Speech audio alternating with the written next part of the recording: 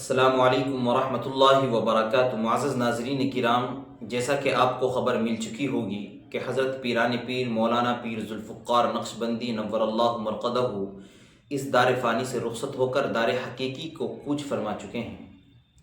ناظرین کرام، حضرت کے وصال کے تعلق سے ایک بڑی عجیب و غریب بات مجھے معلوم ہوئی۔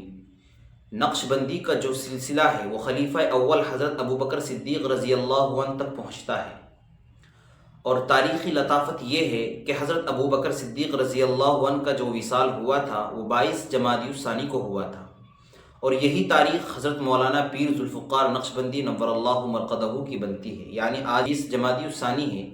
حضرت والا بھی 14 دسمبر سن 2025 مطابق 22 جمادی الثانی 1447 ہجری کو آپ اس دنیا سے رخصت ہوئے، اس دنیا سے پردہ فرما گئے۔ انا للہ و انا الیہ راجعون۔ اللہ حضرت والا کی بال بال مغفرت فرمائے، پسماندگان کو اور مزید پوری امت مسلمہ کو صبر جمیل عطا فرمائے، آمین۔